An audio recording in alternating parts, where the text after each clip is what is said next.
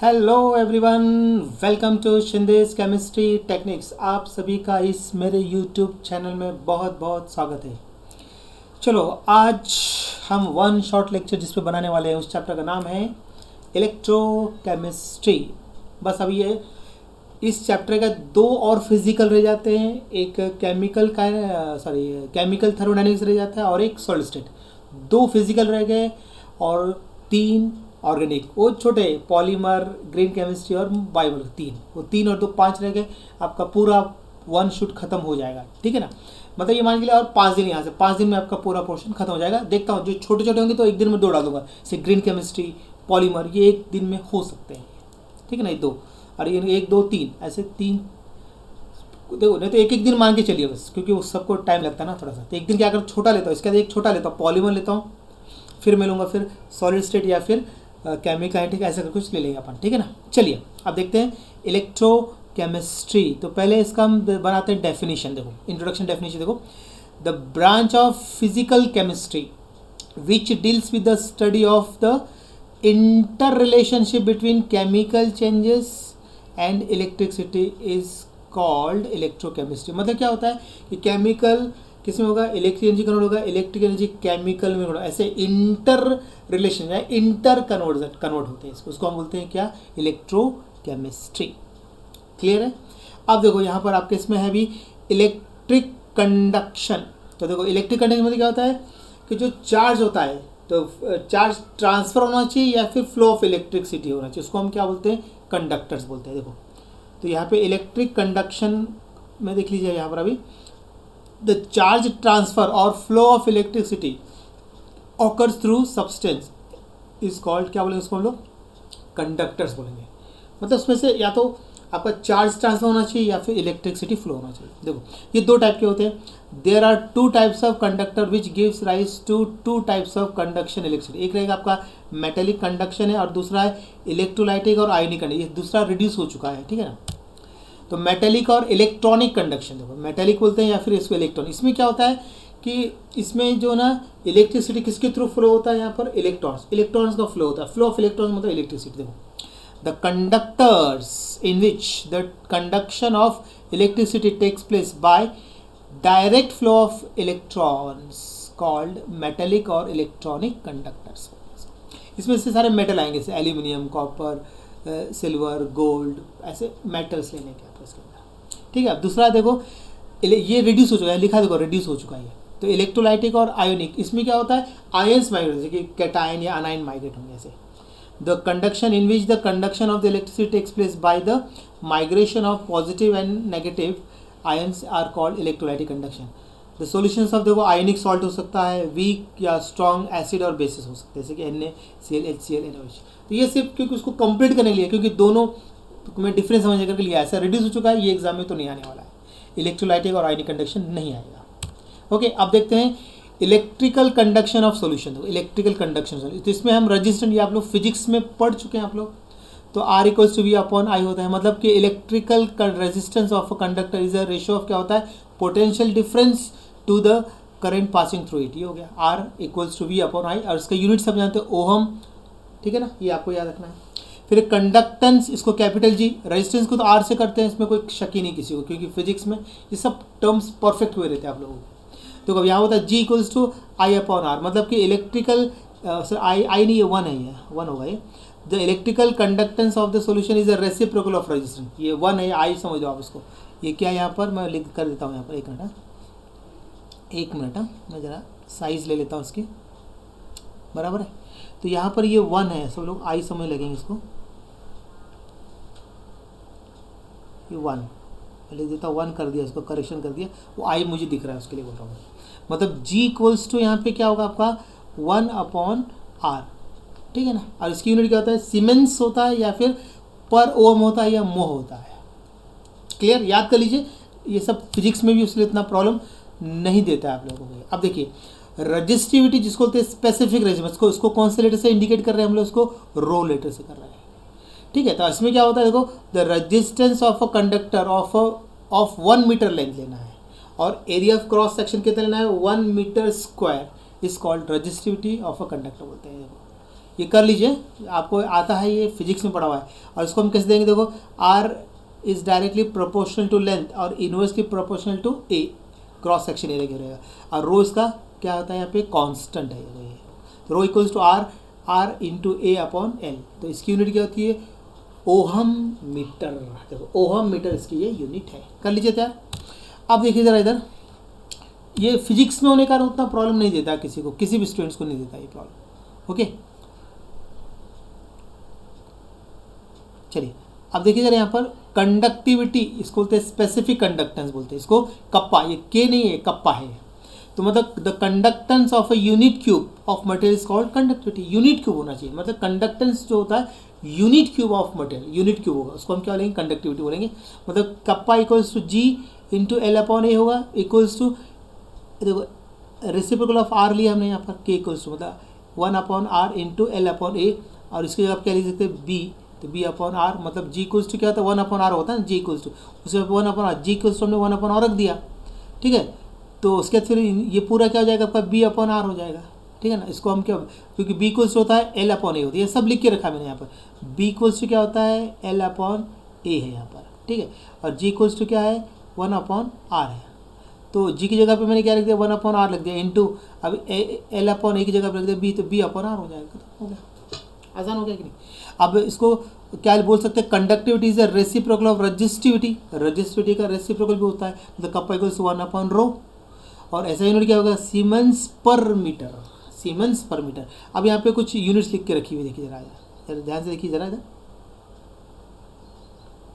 देखो quantity length का ऐसा यूनिट मीटर सब जानते हैं, कॉमन यूनिट सेंटीमीटर, एरिया का मीटर स्क्वायर, इसका common unit centimetre square, registration का ओहम, ये ओहम, कंडक्टिविटी पर ओहम पर मीटर और सीमेंस पर मीटर, और इसका कॉमन यूनिट होगा पर मीटर पर सेंटीमीटर, पर ओहम पर सेंटीमीटर। बताओ, ईजी है पूरा। ओके अब देखते हैं मोलार कंडक्टिविटी। अब देखो एक बात आप लोग याद रखिए, अब बीच में एक दो स्टूडेंट मुझे ऐसे कमेंट्स किए सर इसमें थोड़ा फास्ट हो रहा है भाई, तो ये वन शॉट लेक्चर है ना, वन शॉट लेक्चर थोड़ा सा तो करना पड़ेगा, क्योंकि एक ही लेक्चर में पूरा चैप्टर कवर करना मतलब कोई मजाक नहीं है। मुझे भी यहाँ इसको बनाने के लिए कम से कम 2-2.5 घंटा लग रहा है, रिकॉर्डेड हो रहा है उतना, और बनाने के लिए टाइम लग रहा है, मुझे उसको प्रिपरेशन सब करना पड़ता है ना। तो मतलब इसके पीछे हमारी 2-3 घंटे की मेहनत रहती है। तो आपको लग रहा होगा, अब थोड़ा सा अभी आपको भी वन शॉट इसलिए दिया है कि आपको 1 या 1.5 घंटे में आपको पूरा चैप्टर, बड़ा से बड़ा चैप्टर 1.5 घंटे में कवर करने की कोशिश करते हैं। देखते हैं मोलार, चलिए छोड़िए बातों को, अब देखते हैं मोलार कंडक्टिविटी। ये क्या होता है, lambda equals to kappa upon C होता है। मतलब the molar conductivity of an electrolyte, जो है the molar conductivity of an electrolyte of solution is the electrolytic conductivity, मतलब kappa divided by its molar constant, मतलब सी। देखो हो गया। और इसकी ऐसा यूनिट होती है सीमेंस पर मीटर, मतलब मीटर स्क्वायर पर मोल होता है। इसकी कॉमन यूनिट होता है पर ओहम, ठीक है ना, सेंटीमीटर स्क्वायर पर मोल। ये याद रखना, ये जो मैंने आपको हाईलाइट किया ना, ये यूनिट याद रखना, ये कॉमन यूनिट है इसकी। हो गया। अब relation between kappa and lambda, सेलिब्रेशन ऐसा होता है, lambda equals to 1000 into kappa upon C. ये फॉर्मूला आपको याद रखना है, क्योंकि ये न्यूमेरिकल में आते हैं, ये आपको अच्छे से याद करना है। लैम्डा ये लैम्डा है, लैम्डा 2 ऐसा भी लिखती है, ये भी लैम्डा है, ये भी लैम्डा है, ठीक है ना, ऐसा equals to 1000 into kappa upon C. Kappa Greek letters. Okay चलिए अब ये हो गया, याद हो गया, याद करते जाइए। इस पर क्वेश्चन कितना बहुत सिंपल सी न्यूमेरिकल, देखो द मोलार कंडक्टिविटी ऑफ क्या देखा है, 0.05 मोलार बेरियम क्लोराइड दे रखा है सोल्यूशन एट 25 डिग्री सेल्सियस। और देखो 223 क्या दिया है पर ohm centimetre square per mole. What is it's conductivity निकालना है, मतलब क्या निकालना है आपको, कप्पा निकालना था। आपको original formula lambda equals to 1000 into kappa upon C equals to, आपको के निकालना, के को बाहर ले लो, इससे लैम्डा ऊपर चला गया, ये बन गया आपका फॉर्मूला। इसमें वैल्यू सब्स्टिट्यूट कर दो। लैम्डा की वैल्यू कितने रखी है, 223 पर ओहम सेंटीमीटर स्क्वायर पर मोल। कॉन्सेंट्रेशन दे रखा है 0.5 मोल पर लीटर। तो वैल्यू डाल देगा दोनों को, इससे मल्टीप्लाई 1000 डिवाइड कर दिया, आंसर आ गया। इजी है वो तो। अब बताइए कोई प्रॉब्लम है इसके अंदर, सिंपल। ओके चलिए अब हम देखते हैं, आगे बढ़ते हैं। अब देखते हैं variation of conductivity with concentration. Variation, पहला पॉइंट आपको समझना जरा, variation of conductivity with concentration. तो इसमें अगर हम देखेंगे ना तो electrolytic conductivity is a electrical conductor of unit volume होता है। मतलब क्या हो रहा है, electrolytic conductivity is electrical conductance of unit volume, मतलब 1 सेंटीमीटर क्यूब ऑफ सोल्यूशन होता है ये। फिर किस पे डिपेंड करता है, it depends on the number of current carrying ions present in unit volume. ठीक है ना, एक यूनिट वॉल्यूम में कितने आपके इसके अंदर आयंस प्रेजेंट है, तो उस पर डिपेंड करता है। देखो अब उसको डाइल्यूट किया, on dilution total number of ions क्या होता है, increases as result of increased degree of dissociation. क्योंकि क्या होता है, टोटल जो नंबर होते हैं आयंस के वो इंक्रीज होंगे। क्यों हो रहे हैं, क्योंकि डिग्री ऑफ डिसोसिएशन वो इंक्रीज हो रहा है। फिर देखिए an increase in total number of ions is not in proportion of dilution. मतलब क्या है, जो इंक्रीज जो होते हैं टोटल नंबर वो किसके डायरेक्टली प्रोपोर्शनल, डाइल्यूशन प्रोपोर्शनल नहीं होते। डाइल्यूशन मतलब पानी मिलाते जा रहे, उसके डायरेक्टली प्रोपोर्शनल नहीं होगा। Therefore the number of ions per unit volume solution increase, मतलब पर यूनिट कितने आयंस इंक्रीज हो रहे हैं, तो उसका क्या कंडक्टिविटी इंक्रीज है। This result in the decrease in the conductivity and increase in the concentration of the solution. ये पॉइंट आपको याद रखना है। देखो बहुत सिंपल है, कुछ ज़्यादा नहीं, पॉइंट बना दिया है, इजी जाएगा। फिर variation of molar conductivity with concentration. अब देखो तो यहाँ पे 2 पॉइंट मैंने इसको बना रखा है। तो molar conductivity is the electrical conductance of 1 mole of an electrolyte in a given volume of solution. क्या बोल रहा है, मोलार कंडक्टिविटी क्या होता है, इलेक्ट्रिकल कंडक्टेंस ऑफ क्या होता है, 1 मोल ऑफ इलेक्ट्रोलाइट। हमने 1 मोल ऑफ इलेक्ट्रोलाइट लिया, given in a volume of solution, 1 mole of solution, वो सोल्यूशन कितना डिसॉल्व। फिर the increasing number of ions produce in a solution by 1 mole of the electrolyte leads to the increase in the molar. तो वो जो हमने 1 मोल जो electrolyte है वो कितना डिसॉल्व, कितना आयन है, उस पर डिपेंड करता है। ठीक है ना, ये पॉइंट आप याद रख लीजिए। अब देखते हैं मोलार, मतलब variation of molar conductivity with concentration. इसमें लेते हैं पहले स्ट्रॉन्ग इलेक्ट्रोलाइट, फिर बाद में लेते हैं वीक इलेक्ट्रोलाइट। ठीक है ना, तो आप देखिए the molar conductivity of solution of strong electrolyte increases with dilution. मतलब जितना आप उसको डाइल्यूट करते हैं, पानी मिलाते जाएंगे, तो उतना वो क्या होता है, इलेक्ट्रोलाइट उसमें क्या कंडक्टिविटी, मोलार कंडक्टिविटी इंक्रीज होती जाएगी। तो इसका ये कहाँ तक पहुँचेगी, तो उसकी वैल्यू कितनी लेना है, 0.001 मोलार या फिर 0.001 मोलार सोल्यूशन, इसकी यहाँ तक रहता है लिमिटिंग वैल्यू इसके लिए। और dilution has no effect on molar conductivity, dilution effect नहीं होता बोल रहा हूँ। The maximum limiting value of the molar conductivity is the molar conductivity at zero concentration at infinite. क्या हो रहा है, मैक्सिमम लिमिटिंग वैल्यू जो होती है molar conductivity is the molar conductivity at zero concentration, मतलब लैम्डा जीरो, उसको ऐसे डिनोट करते हैं, it is denoted by lambda not. ये एंड द जीरो कॉन्सेंट्रेशन और इनफाइनाइट डाइल्यूशन एक ही बात होता है, इसको जीरो कॉन्सेंट्रेशन या फिर इनफाइनाइट डाइल्यूशन बोलते हैं इसको। Means the solution is so dilute that further dilution does not increase the molar. इतना डाइल्यूट करके आप आगे डाइल्यूट करें, उसका मोलार कंडक्टिविटी इंक्रीज ही नहीं होती, उसको होता है इनफाइनाइट डाइल्यूशन या फिर जीरो डाइल्यूशन। देखो the molar conductivity of strong electrolyte varies linearly with square root of the concentration. देखो ये फॉर्मूला दिया उन्होंने, लैम्डा इक्वल्स टू, देखो lambda not minus A under root C. तो ए का मतलब यहाँ पे क्या है, ए इज कांस्टेंट है यहाँ पर फॉर स्ट्रॉन्ग इलेक्ट्रोलाइट, इसको हमने ग्राफ प्लॉट किया। ठीक है ना, यहाँ पर lambda versus under root C is linear as the following. देखो तो आपको देखो स्ट्रॉन्ग इलेक्ट्रोलाइट दिख रहा है आपको, ये स्ट्रॉन्ग इलेक्ट्रोलाइट का, देखो यहाँ पर माइंड कर रहा हूँ स्ट्रॉन्ग इलेक्ट्रोलाइट। देखो ये स्ट्रॉन्ग इलेक्ट्रोलाइट का देखो एकदम शार्पली बढ़ रहा है, लेकिन वीक का क्या धीरे कम, धीरे धीरे धीरे धीरे धीरे बढ़ता है, और उसका एकदम से रैपिडली बढ़ता है स्ट्रॉन्ग इलेक्ट्रोलाइट, वीक का कम बढ़ेगा, दोनों का एक साथ है यहाँ पर। ठीक है, अब देखिए ज़रा यहाँ पर वीक, हम क्या बात कर रहे हैं यहाँ पर, वीक इलेक्ट्रोलाइट की बात कर रहे हैं। तो देखो the molar conductivity of weak electrolyte increases rapidly on dilution, ये भी बढ़ रहा है लेकिन थोड़ा स्ट्रॉन्ग के कंपेरिजन में कम बढ़ेगा, ऐसा बोलेंगे। यह देखो तो वो ग्राफ फिर से लिखा है मैंने यहाँ पर। तो फॉर कॉन्सेंट्रेशन लिए कितना 0.01 मोलार या फिर 0.01 मोलार, ठीक है ना। तो lambda value is lower than lambda, ठीक है ना। The molar conductivity at zero, मतलब दोनों के लैम्डा के लिए कंपेयर करेंगे तो जो इन्फाइनिटी होगा, यहाँ पे लैम्डा के लिए तो आपका वीक के लिए, ये किसके लिए, स्ट्रॉन्ग के लिए बात करो।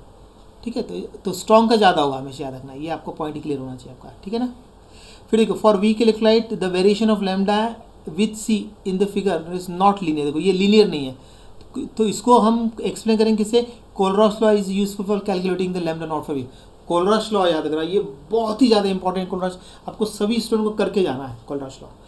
तो ये तो खैर नॉर्मल पॉइंट्स है, ये तो आपने थोड़ा रीडिंग कर लिया तो आपको आ जाएगा, उतना परेशान नहीं करता है, ग्राफ का लेना। अब देखो अब यहाँ पे जो बताने जा रहा हूँ, this is the most important, याद रखना है, ये मोस्ट इम्पॉर्टेंट है, ये आपको ये स्टेटमेंट लर्न करना है, इसका फॉर्मूला याद करना है, इसके न्यूमेरिकल करने हैं और इसके एप्लीकेशन करके जाना है। कोलरॉश लॉ कंप्लीट करके जाना, कोई ज़्यादा हार्ड नहीं है।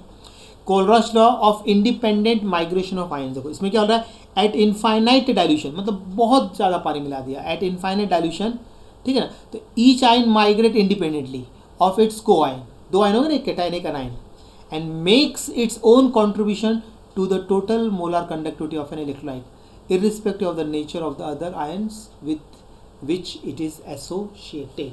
मतलब क्या बोल रहा है यहाँ पर कि आपने बहुत ज़्यादा डाइल्यूट कर दिया, तो जो उसके अंदर जो एक एक आयन होंगे वो इंडिपेंडेंटली माइग्रेट करेंगे उसके को आयन के साथ, ठीक है ना। और अपना ये जो अपना हर एक आयन अपना अपना एक इंडिविजुअल कंट्रीब्यूशन देगा मोलर कंडक्टिविटी ऑफ इलेक्ट्रोलाइट जो होगा, मतलब उसका नेचर कैसा भी हो आयन का, ठीक है ना, उससे कोई फर्क नहीं पड़ता। उसका मीनिंग मैं नीचे लिख के रखा, क्योंकि जो स्टेटमेंट है ना वो क्लियर समझ में नहीं आता कई बच्चों को, तो इसलिए मैंने इसका मीनिंग लिख रखा। इट मीन्स दैट, देखो it means that at infinite dilution when dissociation is complete, क्या अगर डिसोसिएशन कंप्लीट हो गया तो each ion makes it's definite contribution towards molar conductivity of the electrolyte irrespective of the nature of the other ion with which is associated. So molar conductivity of electrolyte is zero constant, मतलब infinite dilution is the sum of the molar conductivity of cation and anion। ऐसा ये meaning, ये नहीं लिखना है नीचे वाला, ऊपर जो लिखा है उसको लिखना है आपको, ठीक है ना। ये मैं इसको हटा देता हूँ, इसका मैं बोल्डनेस हटा देता हूँ। देखो ये आपको करना है याद, देखो बात समझे कि नहीं जी। देखो ये वाला अब मैंने इसको हटा दिया, येलो कलर का नहीं करना है अभी आपको, जो ब्लैक कलर का जो दिख रहा है स्टेटमेंट वो लिखना है एग्जाम में आपको। बात समझे कि नहीं अभी आप लोग। अब देखिए इसका फॉर्मूला आपको याद कर लेना है, ये देख लीजिए इसका लैम्डा नॉट, ये वाला फॉर्मूला आपको याद करके जाना है। Lambda nought equals to N plus, मतलब नंबर ऑफ प्लस आयन, फिर यहाँ पे लैम्डा नॉट प्लस जो कैटाइन होगा लैम्डा कैटाइन में रहेगा, लैम्डा माइनस मतलब ये एन माइनस, मतलब एन कितने माइनस नेगेटिव आयन्स उसके अंदर, लैम्डा नॉट और ये माइनस में, मतलब देखो लैम्डा प्लस का मतलब होता है कि मोलर कंडक्टिविटी ऑफ कैटाइन और लैम्डा माइनस होता है मोलर कंडक्टिविटी ऑफ अनाइन, ठीक है ना। ये क्या है, ये number of moles of cation है, ये number of moles of anion है, जो भी होंगे 1 2 3 4 1 लिखा होगा, 1 लिखते नहीं 2 से लिखते हैं, ठीक है ना। ऐसा आपको याद रखना है। तो ये इस पर न्यूमेरिकल आता है आपके इस पर, ओके। तो अब देखिए यहाँ पे application of Kohlrausch law, application को पहला देख लीजिए, the law can be use to calculate the molar conductivity of an any electrolyte at zero constant. ऐसे निकाल सकते हैं, देखो लैम्डा के से निकालना है तो के प्लस कैटाइन ये अनाइन, जैसे बेरियम हाइड्रोक्साइड, ये बेरियम हाइड्रोक्साइड 2 बार, उससे ट्वाइस, ये देखो ऐसा है, क्लियर। ऐसा आपको कर लेना है, ये फॉर्मूला देख लीजिए, ऐसा ये ऐसा करना है।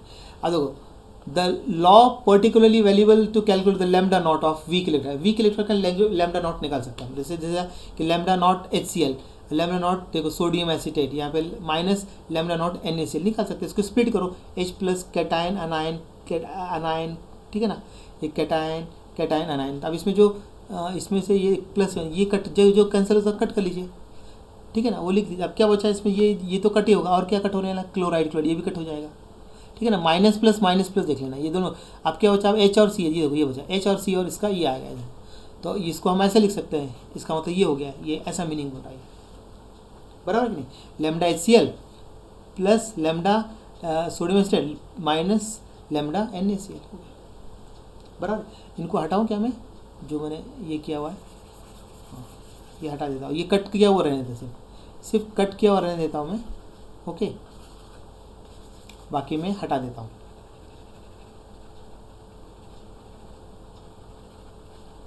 तो जो कट किया ये आ गया, उसके फिर ये निकाले वीक एसिड का, मतलब ये इसको मिला के, इनको मिला के बन रहा है ना ये एसिड का, ऐसा, ठीक है ना। चलिए आगे बढ़ते हैं, अब इस पर एक न्यूमेरिकल देखते हैं जो टेक्स्ट बुक का सॉल्व क्वेश्चन है। देखो रहा था calculate the molar conductivity of silver iodide at zero concentration, zero या इनफाइनाइट एक ही बात है। If the molar conductivities of देखो सोडियम आयोडाइड, सिल्वर नाइट्रेट और sodium nitrate at zero concentration आता है, देखो तीनों के, ये आपका जो है ये सोडियम आयोडाइड की वैल्यू है, ये सिल्वर नाइट्रेट के, और ये आपका सोडियम नाइट्रेट के। देखो अकॉर्डिंग टू कोलरॉश लॉ देखो आप निकाल लीजिए लैम्डा नॉट Na आएगा, तो Na प्लस I माइनस है ना, तो अब यहाँ पे दोनों का सम करके इतना आया है 126, ये क्वेश्चन इसमें दिया रखा है, देखो समझाए हम लोग ऐसा करके, अरे पर ओहम सेंटीमीटर स्क्वायर पर मोल, तो ये तो लैम्डा की वैल्यू रहती है, यूनिट उसका कॉमन यूनिट। फिर सिल्वर नाइट्रेट के देखो दोनों मिला के इतना आ रहा है, मतलब डायरेक्ट लिख सकते हो तुम चाहो तो, ये आप ये ना यहाँ पे डायरेक्ट लिख सकते हो, ये करने की जरूरत भी नहीं है, चाहो तो ऐसे डायरेक्ट लिख सकते हो। ये देखो ये वैल्यू अब क्या करना है, इक्वेशन फर्स्ट सेकंड था, देखो इक्वेशन फर्स्ट, ठीक है ना, फर्स्ट को सेकंड से प्लस किया, फिर थर्ड को माइनस करना है, देखो तभी तो आएगा ना वो। अभी हमने देखा था सेकंड एप्लीकेशन वैसी, ठीक है ना। देखो ये आ गया आपका Na फिर सिल्वर नाइट्रेट सोडियम नाइट्रेट। अब इसमें जो जो कैंसिल होता है कैंसिल कर क्या बचता है, ये देखो ये बचा सिल्वर आयोडाइड बचा, बाकी सब कैंसिल हो रहा है, सोडियम कैंसिल हो रहा है आपका, और क्या कैंसिल हो रहा है, नाइट्रेट कैंसिल हो रहा है इसमें से। अब आयोडीन बचा है और आपका क्या बचा है, और सिल्वर बचा है, बस दो ही चीज़ बची है यहाँ पर, ठीक है ना, बाकी सब कट हो गया, देखो दो ही चीज़ बची है। तो ये लैम्डा इसका निकाला था, अब इसको दोनों का सम कर दो, सिल्वर आयोडाइड, तो अभी देखो इसमें हमने 1 2 3 दोनों को सम कर दिया, इसको माइनस के आंसर आ जाएगा, देखो ना ऐसा, मतलब पूरा समझा के लिए। तो आप चाहो तो डायरेक्ट ये फॉर्मूला यूज़ करके किया तो चल जाता है, आपको कुछ प्रॉब्लम नहीं आता उसके अंदर, ठीक है ना। चलिए तो थोड़ा सा प्रैक्टिस कर लेना इसका। फिर और एक क्वेश्चन है, calculate the molar conductivities at zero concentration for calcium chloride sodium sulphate है, गिवन दे रखा है molar ionic conductivity of calcium ion दिया है, क्लोराइन सोडियम आयन सब दे रखा है उसने, सबके लिए देखिए सारे सबके लिए दे रखी है उसने। अब उसमें ऐसे निकाल, जैसे हमने किया था दोनों की, ये दोनों को प्लस कर कितना आ रहा है, तो यहाँ पे कितना कैल्शियम क्लोरीन 2 है, 2 से मल्टीप्लाई करना पड़ेगा, ठीक है, इससे मल्टीप्लाई करो फिर इसको प्लस करो तो इतना आ जाएगा। इसमें देखो यहाँ पे 2 सोडियम है, 2 से मल्टीप्लाई किया इसको इससे, ठीक है ना, और ये करके फिर आपका दोनों का सम कर दो, ये आ गया खत्म। इसमें क्या कैलकुलेट मोलर कंडक्टिविटी पूछा था, और उसके पहले वाले क्वेश्चन में उसने क्या पूछा था आपका, देखो मोलर कंडक्टिविटी सिल्वर आयोडाइड पूछा, सिर्फ एक का पूछा, उसके अंदर सिर्फ यहाँ पे क्या बोल रहा है मोलर कंडक्टिविटी फॉर कैल्शियम, ये दोनों का पूछ लिया ना, खत्म।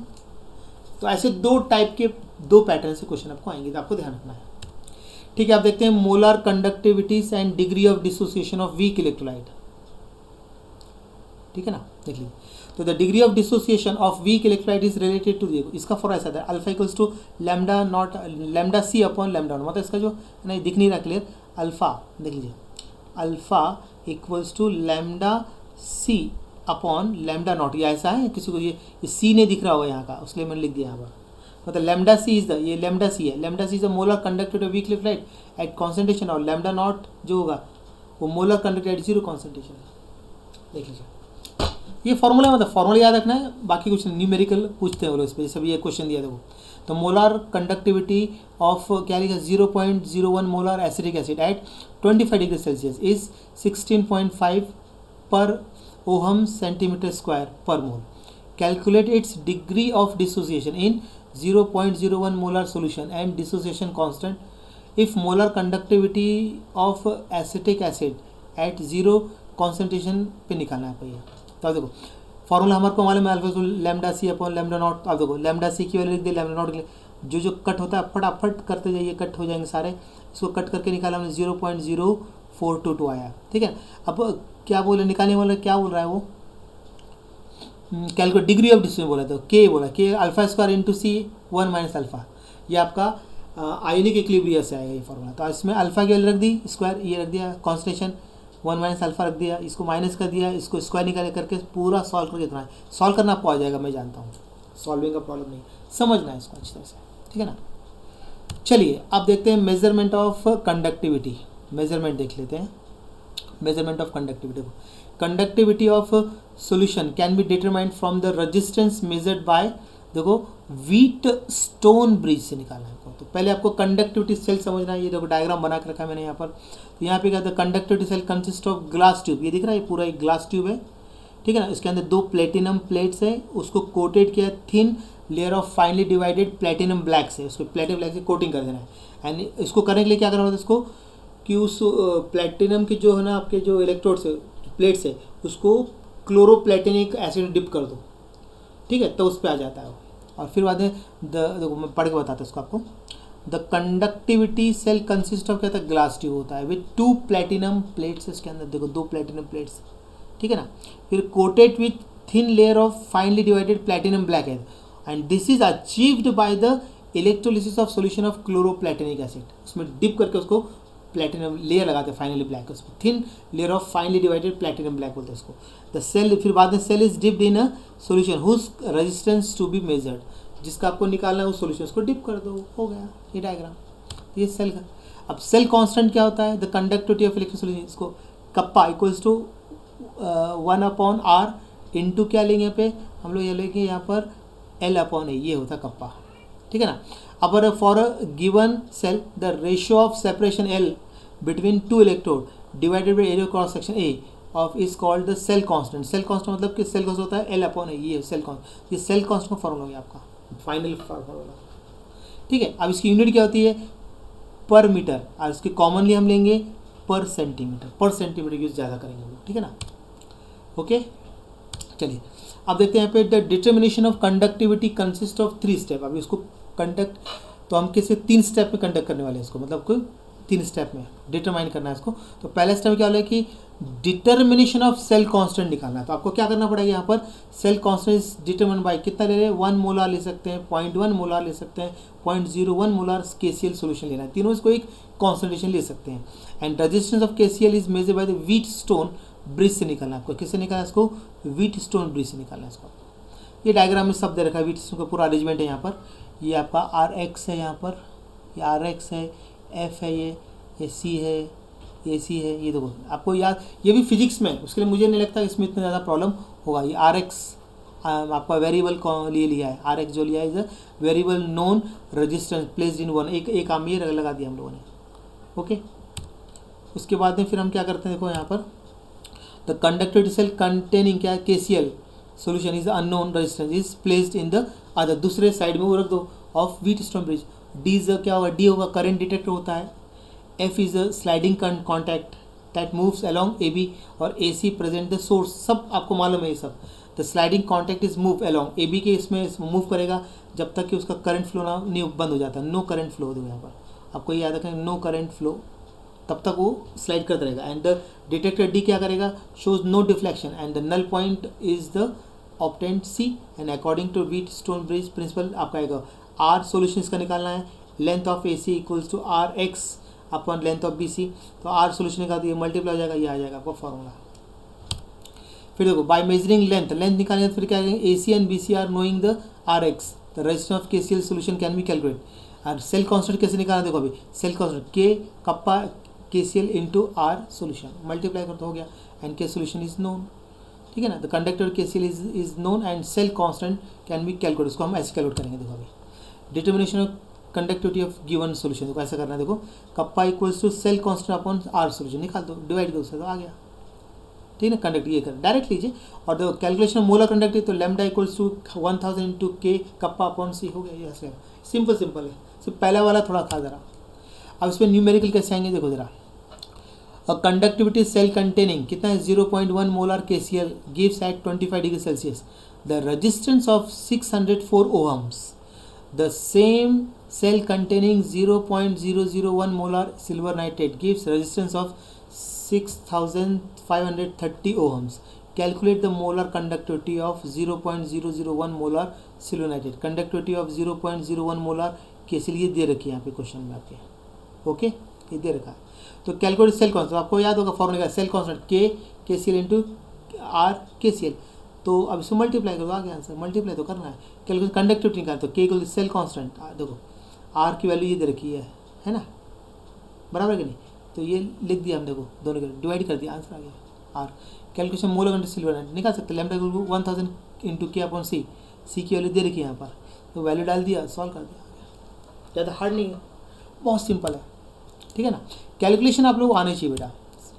आप देखते हैं इलेक्ट्रोलाइटिक सेल, देखते हैं यहाँ पे इलेक्ट्रोलाइटिक सेल। तो इसमें पहले थे इलेक्ट्रोलिसिस ऑफ एक्वियस NaCl, यहाँ पे दो है, एक है एक्वियस सोल्यूशन है और दूसरा है फ्यूज्ड NaCl। तो थोड़ा दोनों का पैटर्न सेम है, लेकिन थोड़ा डिफरेंस वो याद रखना है बस। अब देखो इलेक्ट्रोलाइसिस का मीनिंग लिखा है मैंने पहले, क्या होता है मतलब, the process in which non spontaneous chemical reaction is carried out by passing electrical energy is called electrolysis.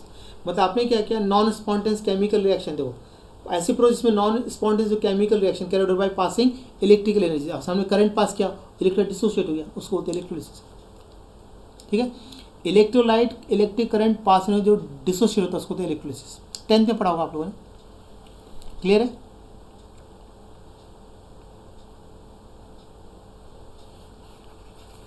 बनेगा आपसे, अभी आएगा आप लोगों को। अब देखो कंस्ट्रक्शन में देख लीजिए क्या बोल रहा है यहाँ पे, देखो कंस्ट्रक्शन बोल रहा है यहाँ पे, ध्यान से देखिए।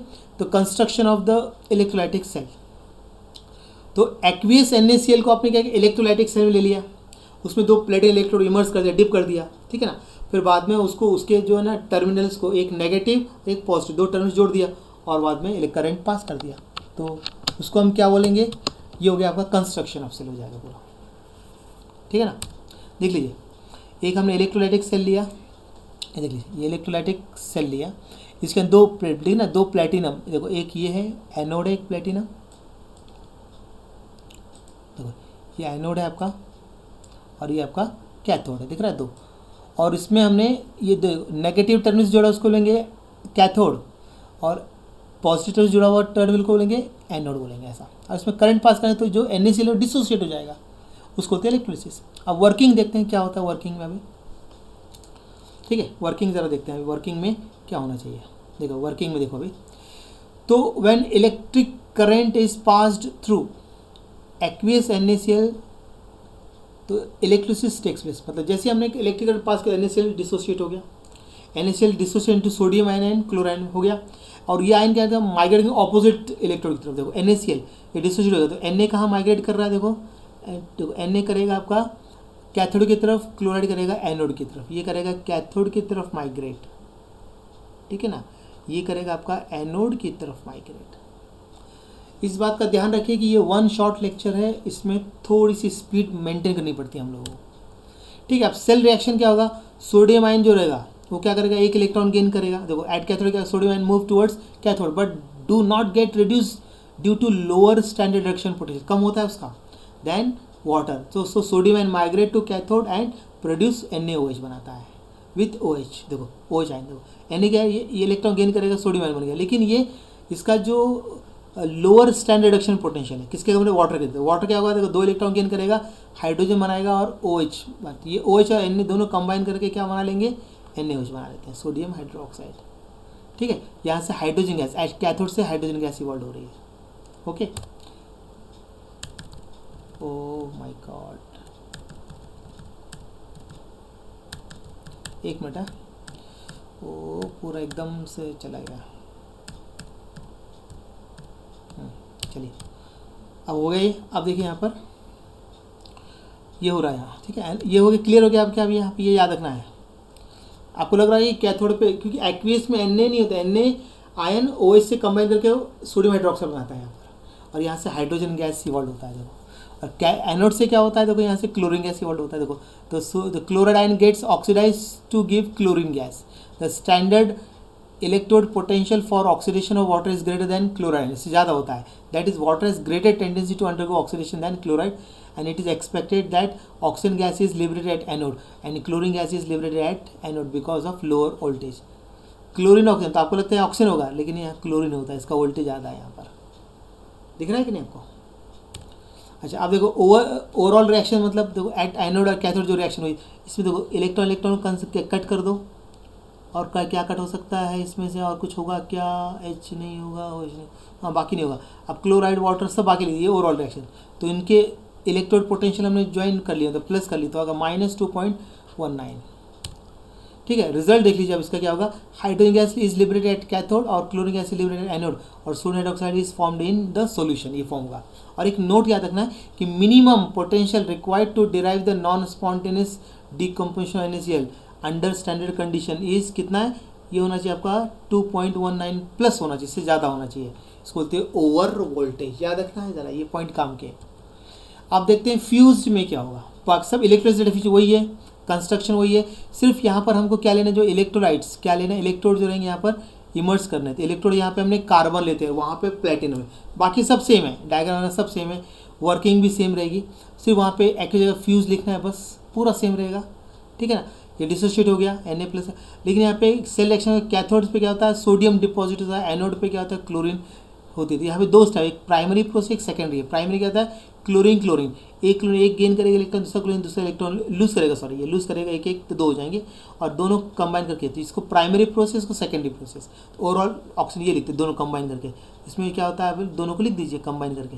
तो आप क्या करेंगे, chlorine chlorine chlorine chlorine cut कर दो, बाकी लिख दो, हो गया।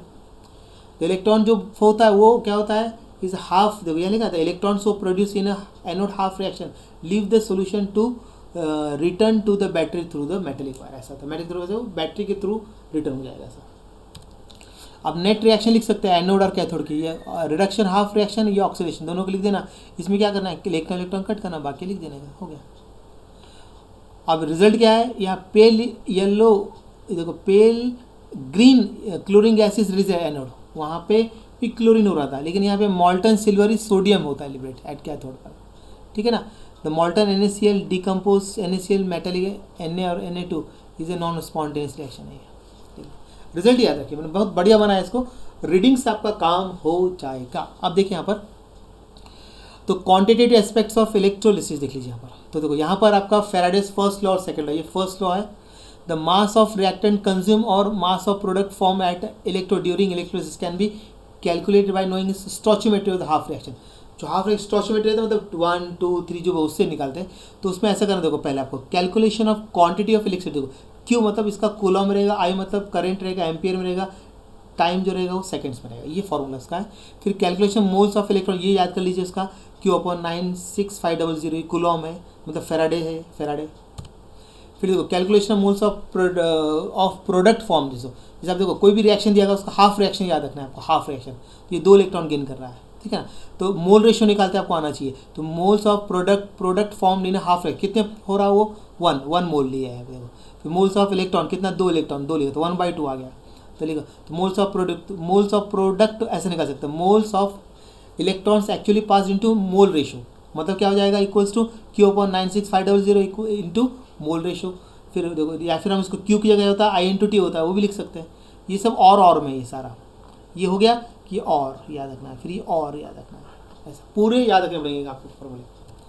फिर एक कैलकुलेशन ऑफ मास प्रोडक्ट क्या करना पड़ेगा, W equals two moles of product into molar mass of product, तो मतलब I/T/96500 into mole ratio into molar product, तो मोल रेशियो पीछे नहीं कर मेथड दी है आपको, ठीक है। आप देखो नेक्स्ट देखते हैं, suppose 2 cells containing different electrolyte है, 2 सेल, 2 है आपके सेल, उसमें डिफरेंट इलेक्ट्रोलाइट है, are connected in a series में, ये आपका फैराडे सेकंड लॉ है।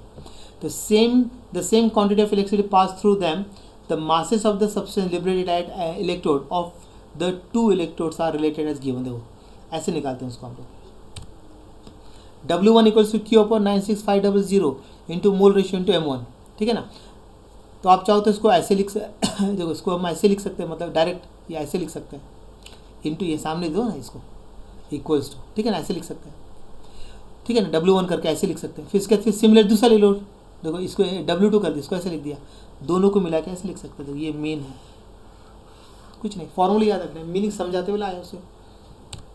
अब इसमें न्यूमेरिकल देख कैसे आएगा, what is the mass of copper metal produce at cathode during the passage of 5 कितना ampere current through copper sulphate solution for 100 minutes, तो मोलार मास ऑफ कॉपर कितना 63.5 ग्राम पर मोल दे रखा है। तो स्टोचियोमेट्री निकाल लीजिए, पहले से हमने बताया था स्टोचियोमेट्री, तो ये निकालिए, तो इसमें आपने मोल रेशियो आ जाएगा, मोल रेशियो पर निकाल लिया, फिर मास निकाल लीजिए, मास का ये फॉर्मूला इसमें वैल्यू डाल दिया, आगे मास का। तो फॉर्मूला याद रखना करेक्ट में आपको, तब तक आएगा नहीं वो, फॉर्मूला अच्छे से याद चाहिए, मीनिंग के साथ, यूनिटी के साथ, ठीक है ना। अब यहाँ बोला है कि how long will it take to produce 2.415 gram. अब यहाँ पे टाइम पूछ रहा है, टाइम निकालना है इसके अंदर, ठीक है। फॉर्मूला वही है, पहले आपने मोल रेशियो निकाल लिया 1, इसका देखो 1 और 1 है, तो ये इसका 1 ही आ जाएगा, 1 मोल, ठीक है ना। ये वैसे ही रहने दो, फिर W निकाल सकते हैं I/T इंटू, तो अब T निकालें, T को बाहर ले लो ना, साइड वेल्डर T को बाहर सॉल्व कर लो, आगे आंसर। सेकेंड्स को मिनट्स में कर लेना यहाँ, ठीक है ना, आ जाएगा आपका आंसर, ये हो गया, कुछ नहीं, फॉर्मूला याद होनी चाहिए बस। फिर देखो how many moles of electrons are required for reduction of 3 moles of zinc ion to zinc बोला है, तो हाउ मेनी फेराडे बोला, ये एक ऐसा क्वेश्चन है, ये छोटा सा समझने वाला क्वेश्चन। देखो आपने रिएक्शन लिखा जिंक से, ये 2 इलेक्ट्रॉन लग रहे हैं, the equation shows that 1 mole of zinc is reduce to zinc by 2 moles of electron, 2 mole लग रहे हैं ना, देखो 2 इलेक्ट्रॉन 2 मोल, तो रिडक्शन ऑफ 3 मोल्स पूछा उसने, 3 मोल्स में 3 मोल्स ऑफ में कितना जाएगा, 2 इंटू 3 6 मोल्स हो जाएगा। तो फेराडे इज, ये फेराडे की डेफिनेशन, फेराडे क्या होता है, is a amount of charge on 1 mole of electron, मतलब देयरफॉर 6 मोल्स ऑफ इलेक्ट्रॉन्स मतलब 6 फेराडे हो जाएगा। 1 electron 1 Faraday, 2 electron 2 Faraday, 3 electron 3 Faraday, 4 electron 4 Faraday, ऐसा रहता है वो, ठीक है ना, आसान है, ये थ्योरेटिकल पार्ट है। फिर एक और क्वेश्चन देखते हैं, मतलब कोशिश की सारे में क्वेश्चन लेने के, ये भी उसी पैटर्न पे, कुछ प्रॉब्लम नहीं। W2 ये दोनों 2 सॉल्यूशन का है, 2 इलेक्ट्रोलाइट का। देखो in a certain electrolysis experiment 4.36 gram of zinc are deposit in 1 cell, एक सेल में, इसमें जिंक सल्फेट है, calculate the mass of aluminium deposit in the another cell बोला है। देखो 2 सेल दिए हुए सीरीज में, उनका मोलर कॉन्सेंट्रेशन जिंक एल्यूमिनियम को दोनों को दे रखा है, मोलर मास दे रखे हुए। तो पहले आप मोल रेशियो निकालना ही पड़ेगा, 1/2 इसका आने वाला है, सेकंड ये फर्स्ट केस का, ये सेकंड केस का, इसका 1/3 आएगा, 3 लगेंगे ना इसको। तो अब वेट ऐसा फॉर्म लिख दिया। अब W इक्वल टू कितना है, ये है WM1, ये इतना है, ये M2 दे रखा है, वैल्यू को सब्स्टिट्यूट कर दिया, W2 निकाल लिया, आ जाएगा, इसको मॉडिफाइड कर लो, आ गया 1.2 ग्राम। आसान है पूरा, ज़्यादा हार्ड नहीं है। अब देखते हैं गैल्वेनिक और वोल्टेइक सेल, ज़रा ध्यान से देखिए ज़रा अभी आपको।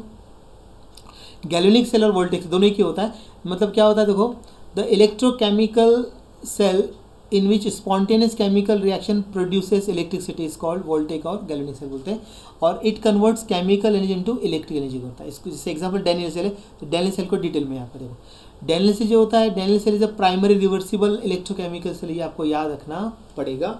और इसका देखो कंस्ट्रक्शन देखते हैं, it consist of 2 half cells, एक होता है जिंक हाफ सेल होगा और दूसरा होगा कॉपर हाफ सेल। तो zinc rod dipped in 1 molar copper sulphate zinc sulphate solution is in a glass beaker और कन्वर्ट कंटेनर जो भी लिया आपने। जिंक हाफ सेल में क्या है, जिंक रॉड को 1 मोलर जिंक सल्फेट में डिप करना है, और कॉपर रॉड को, कॉपर हाफ सेल में क्या करना है, कॉपर रॉड को डिप करना है 1 मोलर कॉपर सल्फेट सोल्यूशन में, ठीक है ना। वो या तो ग्लास बीकर होगा या तो कंटेनर होगा वो, ठीक है ना। और दोनों सेल को कनेक्ट करना है आपको, इंटरनली सॉल्ट ब्रिज से करना और एक्सटर्नली मेटेलिक वायर से कर देना, यह लिखा है। These 2 half cells are connected internally by salt bridge और externally by metallic wire through galvanometer। Okay,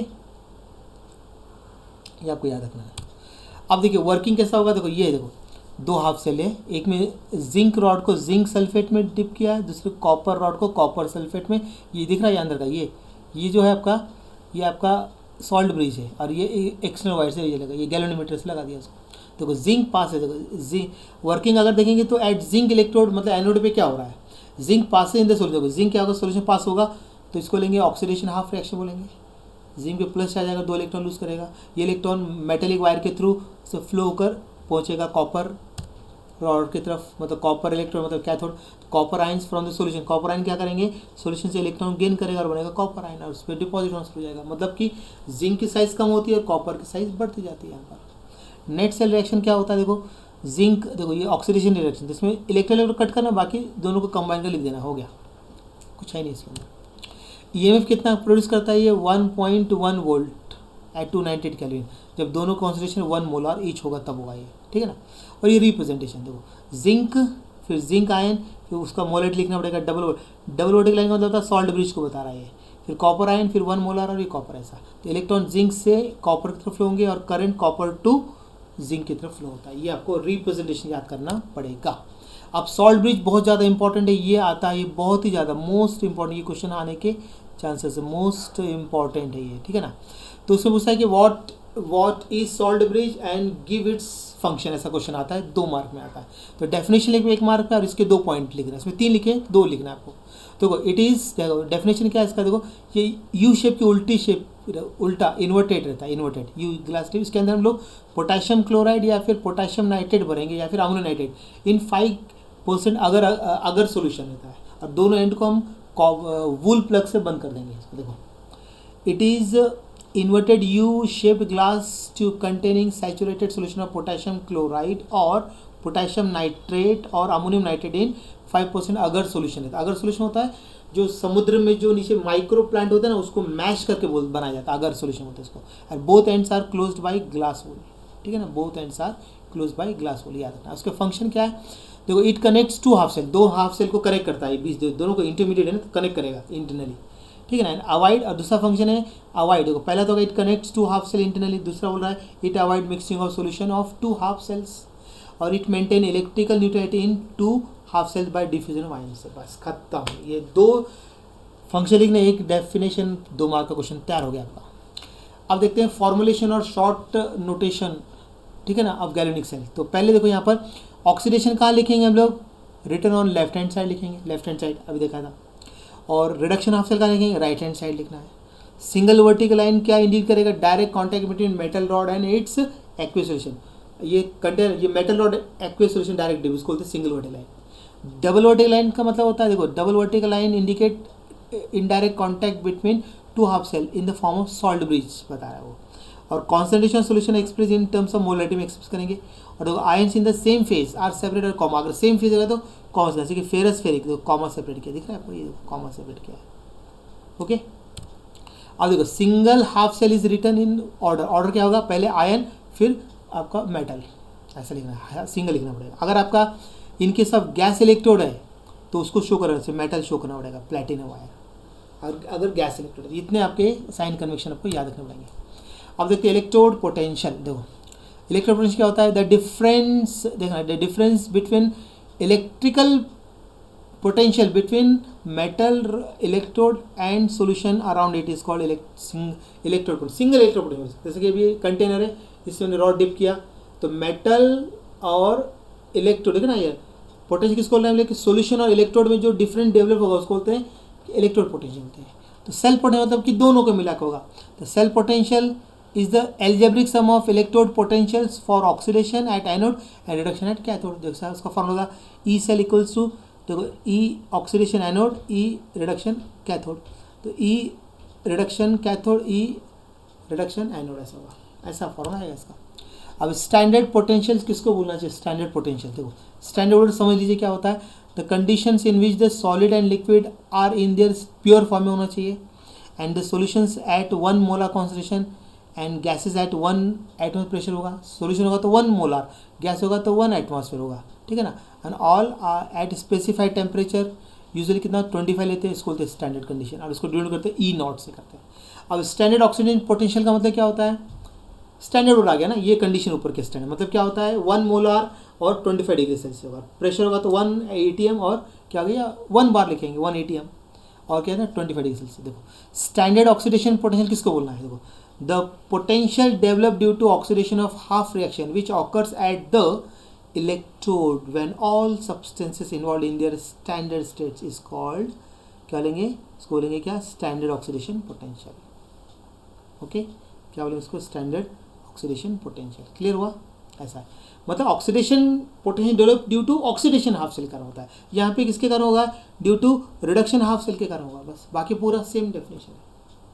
the potential is developed due to reduction half reaction which occurs at the electrode when all substances involved in their standard states are called standard reduction potential बोलेंगे इसको, ठीक है। और standard reduction potential is always equal to the standard reduction, दोनों बराबर होते हैं, सिर्फ साइन चेंज होता है। इसकी स्टैंडर्ड ऑक्सीडेशन तो यहाँ पॉजिटिव, यहाँ में नेगेटिव साइन आ गया, देखो स्टैंडर्ड रिडक्शन। या according to IUPAC convection the standard reduction potential is simply called standard potential of electrode बोला जाता है इसको, ये थोड़ा याद रखने टर्म्स है। अब dependence of cell potential of concentration of Nernst equation, इसका डायरेक्ट फार्मूला याद किया तो चलेगा, ये डायरेक्ट फार्मूला डायरेक्ट याद किया ना, ये वाला फार्मूला तो भी काम चल जाएगा आपका, ये इतना मतलब यहाँ dependence of cell voltage on concentration given और नर्स्ट इक्वेशन निकालते हैं। ये एक जनरल रिएक्शन है, इसको देखो E cell equal E not cell RT/NF, ये लॉग नेचुरल लॉग है, इसको CD प्रोडक्ट के ऊपर लिखना है, रिएक्टर नीचे लिखना है। तो इसको भी हमने कन्वर्ट किया एट 290, ये जो है फार्मूला आपको एट 298 केल्विन पर है ये, तो पूरा वैल्यू सॉल्व करके डालकर इतना निकाल लिया हमने। तो ये लॉग टू द बेस 10 में 2.303 R की वैल्यू, T की वैल्यू, फेड की, ठीक है ना, ये सब डालने के बाद इतना आया इसका आंसर 2.303, ठीक है ना। ये हमने सॉरी नहीं तो ऐसा बोलेंगे इसको कि नेचुरल लॉग को हमने लॉग टू द बेस में कन्वर्ट किया अभी पहले, मैं डायरेक्ट बता रहा था आपको। तो यहाँ पे डायरेक्ट फार्मूला आपको ये याद रखना, लास्ट फार्मूला ये याद रखना आपको, ये सॉरी ये याद रखना आपको, ये फार्मूला मैं वो पूरा सॉल्व किया, मैं भूल गया था मैं, ठीक है ना। ये नहीं है, ये नहीं करना आपको। ये क्या किया है यहाँ पे क्या किया, जो नेचुरल लॉग है ना, नेचुरल लॉग को किस में कन्वर्ट किया, बेस 10 में, तो उसको 2.0 से मल्टीप्लाई किया। तो ये सब करने की ज़रूरत नहीं है आपको, आप ज़रा ध्यान दीजिए मेरी तरफ। अब डायरेक्ट ये फॉर्मूला लास्ट का ये याद रखकर प्रोडक्ट ऊपर लेना, नीचे रिएक्टर लेना, जो भी नंबर होंगे ना वो पावर में रेज कर देना, बस बाकी सब सेम। ये फॉर्मूला याद कर लीजिए आप, ठीक है। अब देखिए इस पर क्वेश्चन कैसे दिया आपको समझ आएगा। अब देखो अभी calculate the voltage of cell, देखो टिन और ये एक सेल दे रखा है आपको यहाँ पर, ठीक है ना पूरा।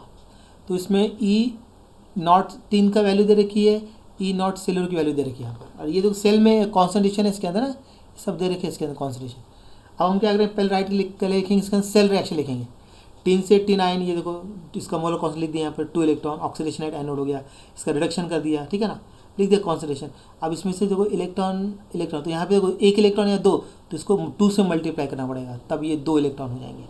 ये 2 इलेक्ट्रॉन कैंसिल आएंगे, बाकी सब लिख दो 2 से, ये पूरी इक्वेशन को 2 से मल्टीप्लाई करना, या 2 सिल्वर हो जाएगा, या 2 यहाँ पे हो जाएगा, ऐसे याद रखना है। ये लिख दिया ओवरऑल। अब इसको देखो, अब ये फॉर्मूला आपका फाइनल है, इसमें देखो हाँ, अब एक बात याद रखना है, ये प्योर फॉर्म में इसका वैल्यू 0 हो जाएगी इसकी, है या 1 हो जाएगी इसकी वैल्यू, इसकी 1 हो जाएगी। देखो टिन की वैल्यू है ना, इसकी वैल्यू हो जाती है 1, सिल्वर की वैल्यू 1, सिर्फ आयंस की वैल्यू लिखना है आपको बस, ये 1 हो जाएगा। इसकी यूनिट आयंस लिखा है मैंने, देखो तो रिएक्टेंट, देखो ये रिएक्टेंट में क्या लिखा हमने, टिन लिया तो टिन ऊपर लिखा है, प्रोडक्ट में रिएक्टेंट सिल्वर लिखा है नीचे। अब इनकी वैल्यू डाल देना है, वैल्यू डालकर ना, डाल के सॉल्व कर लिया, इसकी वैल्यू डाल के पूरा कैंसिल करके इतना वैल्यू ले आया, देखो ये आ गया। हाँ सर, इसकी वैल्यू E0 सेल नहीं है शायद इसके अंदर, C0 सेल निकाल लिया इसके अंदर, ये डाल के निकाल लिया इससे वैल्यू। और उसके बाद फिर हमने क्या किया, E0 सेल की वैल्यू डाल दी, ये निकाल के डाल दी सब, ये इसको स्क्वायर निकालिए, सॉल्व कर लिया 200, लॉग 200 की वैल्यू डाल दी, ये लिख दिया।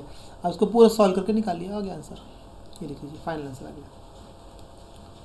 इसको इससे मल्टीप्लाई कर 2 से डिवाइड करो, जो आएगा उसको इससे माइनस कर दो, ये आ गया आंसर। इसकी पूरा सॉल्व करके ये आया था यहाँ पर। अब देखते हैं standard potential of the electrode zinc, ठीक है, ये रेखा है। तो आपको पोटेंशियल कैलकुलेट करना है, तो रिएक्शन लिखनी पड़ेगी आपको। देखो जिंक छोड़ना पड़ेगा, ये जिंक को छोड़ना पड़ेगा, इसकी वैल्यू 1 लिखते हैं मैंने पहले, होता है जिंक, इसकी वैल्यू हमेशा वो जो भी प्योर फॉर्म में रहेगा उसकी एक्टिविटी, यूनिट एक्टिविटी रहती है उसकी, ठीक है ना। तो ये लिख दिया, इसकी वैल्यू लिख दिया, लॉग निकाल लिया, लॉग लिख दिया इसकी वैल्यू, फिर इसके बाद इसको इससे मल्टीप्लाई 2 से कितना आ गया, उसको माइनस किया, आंसर आ गया। सिंपल है सारे क्वेश्चन, ये जितने मैंने आपको क्वेश्चन करने हैं सारे करने हैं। देखो Nernst equation for oxidation potential, देखो ये ऑक्सीडाइज हो रहा है, देखो ये एन मतलब नंबर है ये, तो देखो प्रोडक्ट अपॉन रिएक्टेंट, देखो सारा लिख दिया, देखो इसकी वैल्यू 1 यहाँ लिख दी मैंने, ठीक है, ये लिख दिया 290, ये फाइनल इक्वेशन ऐसा आएगा इसका। वैसे अभी रिडक्शन के लिए, रिडक्शन में गेन करेगा, ये लिख दिया पूरा, ये देखो फाइनली ये लाया इक्वेशन, सेम है, कुछ ज़्यादा प्रॉब्लम नहीं आता इसमें। अब देखो ऐसे क्वेश्चन आएंगे आप लोग, देखो give the Nernst equation for the following electrode, ऐसे क्वेश्चन आएंगे तो कर लेना का डालकर, ये देखो ऐसे ये फाइन लिख दिया, ये देखो इसमें डाल के इसका 1 वैल्यू लिख दी, ये फाइनल वैल्यू, ऐसा कर लेना, कुछ नहीं करना है उसमें, सब्स्टिट्यूट करना है बस, हो गया, ये ऐसा आ जाएगा। तो आपको प्रैक्टिस दे रखे वहाँ पर। आप देखते हैं थर्मोडाइनमिक्स ऑफ गैल्वेनिक सेल, तो इसके फॉर्मूले याद रखना है, इस पर न्यूमेरिकल आते हैं। तो डेल्टा जी नॉट का मतलब क्या होता है, स्टैंडर्ड गिब्स फ्री एनर्जी होता है। एन का मतलब होता है number of electron in the net cell, जितने इलेक्ट्रॉन के गेन लूज करेंगे उसमें इलेक्ट्रॉन लिखना है। फिर एफ मतलब फैराडे, इसकी वैल्यू लिखी है यहाँ पर, ई नॉट सेल ये लिखा है, ठीक है। अब standard cell potential and equilibrium constant, तो उसका डायरेक्ट फॉर्मूला याद किया ना ये वाला, तो भी चल जाएगा ये, खत्म। और एक पॉइंट याद रखना ये, तो it is important that remember that E not cell is intensive property है, और डेल्टा जी वो एक्सटेंसिव, ये याद करने पड़ेंगे आपको। और जो डेल्टा जी और E cell helps to predict the feasibility of the reaction. अगर फॉर अ रिएक्शन स्पॉन्टेनियस, तो डेल्टा जी नेगेटिव है तो स्पॉन्टेनियस, ठीक है ना, पॉजिटिव होगा तो नॉन स्पॉन्टेनियस, बस का तो न्यूमेरिकल के लिए फॉर्मूला, बाकी को ऐसे डिराइव करने कभी नहीं आता इसका, ठीक है। अब क्वेश्चन देखिए इसमें कैसा आएगा, calculate the standard Gibbs energy change and equilibrium constant eight 25 degree Celsius for the reaction. देखिए इक्वेशन दे रखा है, ई सेल सबकी वैल्यू दे रखी है, तो राइट द फॉर्मूला फॉर, वो भी लिखना पड़ेगा आपको। तो देखो अभी इसके अंदर क्या करना पड़ेगा आपको, पहले तो ई नॉट सेल, ये हमारा फॉर्मूला, इस ई नॉट सेल निकाल लीजिए, कैथोड माइनस एनोड, इससे निकाल लीजिए, ये वैल्यू आ गया। तो एन 2 दे रखा है, 2 इलेक्ट्रॉन यूज़ हो रहे हैं रिएक्शन में, देखो यहाँ पर रिएक्शन दिख रहा है ना, 2 इलेक्ट्रॉन, देखो 2 इलेक्ट्रॉन यूज़ हो रहे हैं यहाँ पर। फिर जी नॉट निकालो, जी नॉट इक्वल्स, देखो तो इसमें क्या करना आपका, ये एन इंटू एफ इंटू आपका ये वैल्यू डाल दी, ठीक है ना, ये इसके अंदर है ना, n minus n F E not, ये डाल के सॉल्व कर लिया, आ गया। अब ई नॉट सेल निकालना है, ई नॉट सेल ये है फॉर्मूला, तो इसमें वैल्यू डाल दी सारी, ये आ गया। इसको पूरा सॉल्व करके इतना आ गया था इसका एंटी, क्योंकि लॉग टेस्ट बेस को निकालने एंटी लॉ लेना पड़ेगा, आ गया आंसर, हो गया, ठीक है ना। मैं पूरा एक्सप्लेन करूँ, कैलकुलेशन नहीं बता रहा हूँ मैं सिर्फ आपको हिंट दे रहा हूँ कैसे कैसे करना है। अब रेफरेंस इलेक्ट्रोड किसको बोलना है हमको याद रखना, रेफरेंस इलेक्ट्रोड, ओके।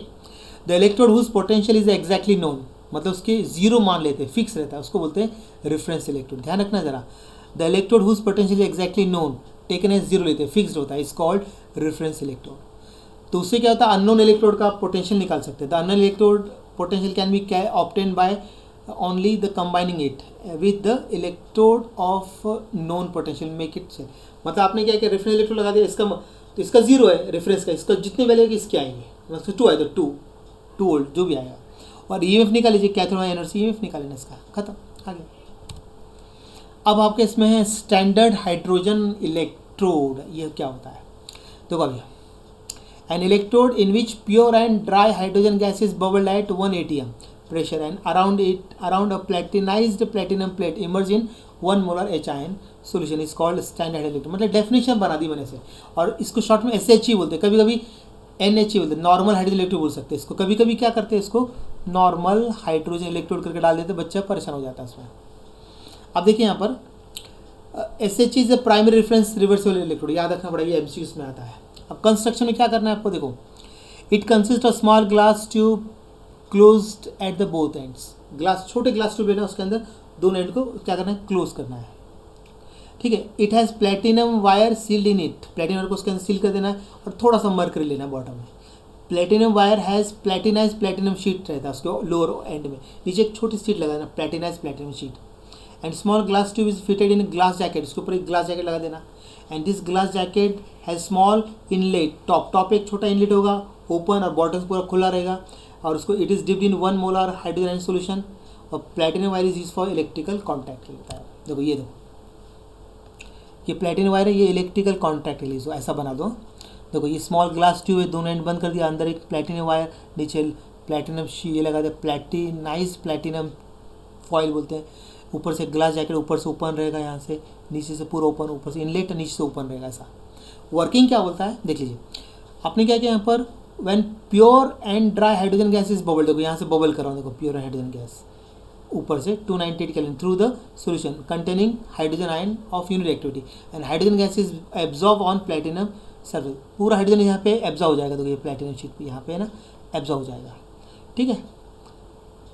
तो अभी इलेक्ट्रोड रिएक्शन क्या होगा, अब देखो यहाँ पे इलेक्ट्रोड आपको मैं इससे बताता हूँ, ठीक है ना, रिएक्शन से बताता हूँ। अब देखो यहाँ पर एनोड पे लेंगे तो क्या होगा, ये इलेक्ट्रॉन लूज करेगा, इसकी अप्रॉक्स वैल्यू कितनी आएगी, 0 वोल्ट आएगा। और एज ए कैथोड लेंगे तो ये इलेक्ट्रॉन गेन करेगा, तो हाइड्रोजन आयन बनेगा, और इसकी वैल्यू 0 आएगी। इसको आप एज ए एनोड यूज़ कर सकते हैं, एज ए कैथोड यूज़ कर सकते हैं। और इसका रिप्रेजेंटेशन कैसा होगा, देखो H+1 molar single vertical line H2 hydrogen gas 1 ATM और प्लेटिनम, ये ऐसा रिप्रेजेंटेशन याद रखना, इसको सेल रिप्रेजेंटेशन बोलते हैं। अब इसकी डिफिकल्टीज बहुत बार पूछी जाती है, तो याद रखना 4 पॉइंट को भी रट्टा मार लीजिए। It is not handy and can not be transport easily, क्योंकि दोनों ग्लास जैकेट और वो दोनों अलग निकल सकते हैं ना ट्रांसपोर्टेशन में। And it is difficult to get pure and dry hydrogen gas, ये भी क्योंकि पॉसिबल है कि पूरे एक्सपेरिमेंट में आपका कैसा होना चाहिए, प्योर और हाइड्रोजन गैस ड्राई रहे, पॉसिबल नहीं है। It is difficult to maintain pressure of the hydrogen gas 1 ATM, पूरे एक्सपेरिमेंट 1 ATM रहना मुश्किल है। व्हेन बबलिंग उसके अंदर पास करते हैं ना, बबल करते हैं वो सोल्यूशन में। And it is difficult to maintain the concentration of hydrogen at 1 molar concentration, because water से ऑपरेट, क्योंकि कॉन्सेंट्रेशन 1 मोलर पूरे एक्सपेरिमेंट रखना बहुत ही डिफिकल्ट है, क्योंकि उसमें बबलिंग करेंगे तो क्या था, वो ऊपर बबल में क्या होता है, वो ऑपरेट होता है लिक्विड। फिर it is not continuous process, platinum is a costly metal है, और सॉल्ट इज रिक्वायर्ड सेपरेटली। इतने पॉइंट्स याद है, कोई भी 4 पॉइंट लिख दिए 2 मार्क मिल जाएंगे। अब देखो galvanic cell useful in day to day life में, देखो ये याद रखना है। तो galvanic cell in common can be classified as primary and secondary, primary और सेकेंडरी सेल में इसको यूज़ करते हैं, ठीक है ना, क्लासीफाई कर सकते हैं हम लोग गैल्वेनिक सेल। तो प्राइमरी किसको बोलते हैं, जो एक बार केमिकल इसका यूज़ हो गया बस सेल डेड, रिएक्शन स्टॉप, मतलब ये नॉन क्या बोलते हैं, रिचार्जेबल सेल बोलते हैं इसको। देखो primary cell, in primary voltaic cell, once the chemicals are complete consumed, the cell reaction stop, and the cell reaction cannot be reversed when after reversing the direction of current flow, or reverse cell cannot be recharged. इसका answer, इसका example है dry cell. Secondary cell rechargeable होता है। In secondary voltaic cell क्या होता है, chemical consume during current generation can be regenerate, and this is the recharging of the cell, तो इसको रिचार्ज सेल बोल सकते हैं। इसका एग्जाम्पल है वोल्टेक सेल, सारे वोल्टेक सेल इसके अंदर आ जाएंगे। अब देखते हैं सेकेंड सेल में, आप देखते हैं निकिल कैडमियम, इसको बोलते हैं NiCd, निकिल कैड। देखो निकिल कैडमियम सेल बोलेंगे या फिर NiCad, ठीक है, निकिल कैडमियम स्टोरेज सेल। तो nickel cadmium cell is a secondary cell and can be recharged, ठीक है ना, याद है। अब इसमें मैंने बहुत छोटा अच्छा सा बना रखा है इसको मैंने, देखो यहाँ पर क्या याद रखना आपको। अब देखो एनोड जो रहेगा, एनोड कैडमियम मेटल लेना है, कैथोड क्या होता है, निकिल, इसका मतलब इसका 4 ऑक्सीजन स्टेट है, NiO2 सपोर्टेड ऑन निकिल, ये याद रखना है। इलेक्ट्रोड क्या है, बेसिक मतलब यहाँ पे NaOH लेंगे, KOH लेंगे, देखो बेसिक का मतलब ये होता है, NaOH ले सकते हैं, KOH ले सकते हैं यहाँ पर, ठीक है ना, ओके। अब देखिए यहाँ पर इलेक्ट्रोड रिएक्शन क्या होगा, कैडमियम क्या करेगा यहाँ हाइड्रोक्स, ये इलेक्ट्रोड रिएक्शन आपको ये याद करना पड़ेगा, इसमें कुछ ज़्यादा एक्सप्लेनेशन नहीं है। तो ये बने कैडमियम हाइड्रोक्साइड 2 इलेक्ट्रॉन लूज करेगा, ये एनोडिक ऑक्सीडेशन, ये सामने लिखना है या नीचे लिखा हुआ है। फिर बाद में आपका ये एनोडिक हो गया। कैथोड पे क्या होता है, चाहो तो आप लिख सकते हैं एट कैथोड एट एनोड लिख सकते हो, यहाँ पे लिख सकते हैं एट कैथोड, चलेगा ना, ऐसे लिख सकते हैं आप कैथोड, यहाँ पे लिख सकते हो एट एनोड, ऐसे लिख सकते हो आप एनोड, ठीक है। तो ये क्या करेगा, इलेक्ट्रॉन गेन करेगा और ये बना निकल हाइड्रोक्साइड ये। तो आप इसका नेट सेल रिएक्शन होना तो आपको कैंसिल क्या होगा, देखो 2 OH ये कैंसिल हो जाएंगे, 2 इलेक्ट्रॉन ये कैंसिल हो जाएंगे, ठीक है ना, और कुछ नहीं हो सकता कैंसिल, ठीक है। बाकी सब लिख दो, ये ओवरऑल रिएक्शन हो गया, बाकी जो बचा हो सब लिख दो। अब इसका पोटेंशियल ऑफ द सेल कितना है, ये कितना जनरेट करता है, EMF 1.4 वोल्ट।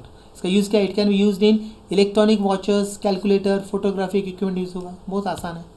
फिर मर्क्यूरी बैटरी क्या होता है, mercury battery secondary cell and can be recharge होता है। इसमें एनोड क्या यूज़ करते हैं, जिंक अमलगेटेड मर्क्यूरी। कैथोड क्या यूज़ करते हैं, पेस्ट ऑफ मर्क्यूरी और कार्बन। इलेक्ट्रोलाइट क्या होता है, paste of KOH and zinc oxide.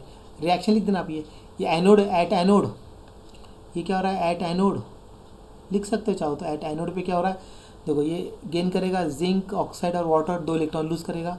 फिर ये वाटर से रिएक्शन करेगा, जिंक ऑक्साइड बनेगा मर्क्यूरी और हाइड्रोक्साइड। अब कॉमन स्पीसीज कैंसिल कर दो, ये कट हो जाएंगे, इसमें से ये कट हो जाएगा, इलेक्ट्रॉन कट हो जाएगा, बाकी लिख दो, ये हो गया एट एनोड हो गया। ये एट कैथोड ऐसा लिख सकते हो आप, एट कैथोड ये सब ऐसा करके लिख सकते हो, अच्छे जमा के लिख दो, अच्छे से हो गया।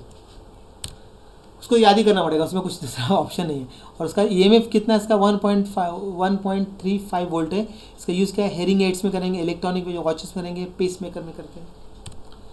अब देखते हैं इलेक्ट्रोकेमिकल सीरीज देखते हैं अभी, ठीक है ना। अब देखिए ज़रा यहाँ पर इलेक्ट्रोकेमिकल सीरीज होता है, तो इसमें क्या करते हैं हम लोग, the arrangement of electrode when electrode half reaction in decreasing order of their standard reduction potential is called electrochemical series बोलते हैं। तो elements are arranged according to their decreasing reduction potential when which are measured with respect to SHA, मतलब standard है electrode, और electrode whose electrode having 0 electrode potential रहता है उसका, तो SHA के इसमें कर देते हैं हम लोग। एप्लीकेशन बहुत है इसका इंपॉर्टेंट, ये बहुत, ये जो है ना, ये आपको अच्छे से कर लेना है। EMF सीरीज मतलब क्या, अरेंजमेंट रहता है इलेक्ट्रोड का, हाफ सेल का डिक्रीजिंग ऑर्डर रहता है उसके स्टैंडर्ड, उसको बोलते हैं क्या, इलेक्ट्रोकेमिकल सेल। तो ये इंपॉर्टेंट है बहुत, आपको कर लेना है, इसके एप्लीकेशन के साथ कर लेना है तैयार, ठीक है ना। अब देखिए यहाँ पर अगर मैं इसके एप्लीकेशन की बात करता हूँ यहाँ पर, तो to study the relative strength of reducing agent, मतलब क्या होता है, the elements at the bottom, जो बॉटम में है EMF सीरीज में, उसका क्या होता है, नेगेटिव, क्या होता है उसका नेगेटिव इलेक्ट्रोड पोटेंशियल होता है, और उसकी टेंडेंसी क्या होती है, they have strong tendency to donate electron, donate करते हो, and they are good reducing agent and lower the standard reduction potential, strong is the reducing. जैसे कुछ मैंने बना के रखा हुआ, लिथियम, पोटेशियम, सोडियम, जिंक, ठीक है ना, लिखा है ऐसा। तो जो नीचे जितने रहेंगे बॉटम में सारे हाइड्रोजन के नीचे जितने भी बॉटम में है ना एलिमेंट्स, वो सारे रिड्यूसिंग एजेंट, और जो अभी हाइड्रोजन ऊपर रहेंगे वो ऑक्सीडाइजिंग एजेंट, क्योंकि वो पॉजिटिव रहता है उसकी वैल्यू। देखो the elements at the top of the EMF series है positive electrode reduction potential and they have strong tendency to accept electron and they are good oxidizing agent. The higher the standard reduction potential, strong is the oxidizing agent. देखो ये लिखा है fluorine, chlorine, bromine, तो जो important लगा मैंने वो लिख के रखा है। अब थर्ड जो एप्लीकेशन है, to study the spontaneous redox reaction, तो इसको वो इससे निकाल, E0 इससे निकाल लेने का, जो इसमें दे रखा रहता है ना, E0 cell equals to E0 cathode minus E0 anode से, ऐसा ये फॉर्मूला इससे निकाल लीजिए। ये वैल्यू पुटअप कर दीजिए स्टैंडर्ड रिडक्शन देखकर। जैसे एग्जांपल देख लीजिए आपने, देखो बताया मैंने यहाँ पे, the EMF of the cell is a positive, तो रेडॉक्स रिएक्शन, अगर आंसर पॉजिटिव आए, इसका पॉजिटिव आए तो क्या हो जाएगा आपका स्पॉन्टेनियस, और if the EMF of the cell is negative है तो रेडॉक्स को वो नॉन स्पॉन्टेनियस हो जाएगा। और इन डेनियल सेल में क्या था, 1.1 वोल्ट है, तो मतलब ये स्पॉन्टेनियस रिएक्शन, निकाल के देख लीजिए इसके अंदर हो जाएगा, ठीक है। और ये इलेक्ट्रॉन सीरीज का ये दो बना के रखा हुआ है, डाल के रखा है ना, आपको रिकॉर्ड हो गया, अभी आपको आ जाएगा, अभी आपको कोई प्रॉब्लम नहीं है इसके अंदर। ओके क्लियर, ये आपको याद करना है इतना। चलिए, तो ये थोड़ा सा मैंने फास्ट लिया क्योंकि थ्योरेटिकल पार्ट है, याद करने का पार्ट, समझने का पार्ट कम है, ज़्यादा लर्निंग का पार्ट है इसके अंदर, और न्यूमेरिकली थोड़ी प्रैक्टिस करना पड़ेगा, ठीक है ना। अब जो भी मेरे इस चैनल में पहली बार आए वो क्या करेंगे, इसको सब्सक्राइब कर लेंगे, लाइक करेंगे, शेयर करेंगे, और पुराने स्टूडेंट्स को क्या करेंगे, ज़्यादा स्प्रेड करें। देखो भाई, कई लोग बोल रहे हैं कि सर थोड़ा फास्ट हो रहा है, देखो ये वन शॉट लेक्चर थोड़ा सा फास्ट ही रहता है, ठीक है। आपको ये लेक्चर उन लोगों के लिए काम के जिन लोगों ने पहले स्टडी करके उनको क्विक रिवीजन के लिए रहता है, उन लोगों के लिए क्विक रिवीजन बनाया, तो इसलिए थोड़ा सा फास्ट लिया है, फास्ट लेना पड़ता है, मतलब ऐसा बोलेंगे। और अगर समझा बैठेंगे तो फिर 2-3 लेक्चर, फिर स्लो, फिर मैं वन शॉट लेक्चर कैसे बोले उसको, फिर 3 लेक्चर में जा रहा है, 1-1 घंटे के 3 लेक्चर, 4 लेक्चर, 5 लेक्चर, फिर तो लेक्चर ही हो जाएगा।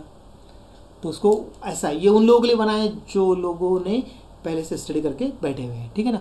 अब लोग क्या करो भाई, ज़्यादा शेयर करो, लाइक करो, आप अच्छे कर रहे हैं, मुझे बहुत खुशी हो रही है, बहुत बच्चे सब्सक्राइब करें, मुझे बहुत खुशी हो रही है।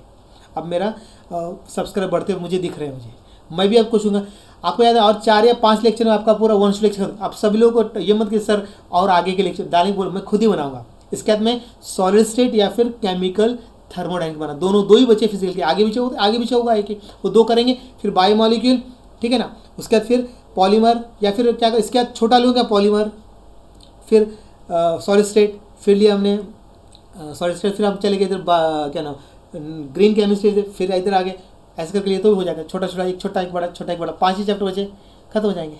जैसा हो मैं कोशिश, जैसा मैं प्लान करके डालूंगा, सारे 5 दिन में पोर्शन आपका खत्म हो जाएगा। ओके, चलिए पढ़ते रहिए, अच्छे स्टडी करो, एग्ज़ाम नज़दीक आ रहे, बहुत भयंकर स्टडी करो। ओके बेटा, बाय।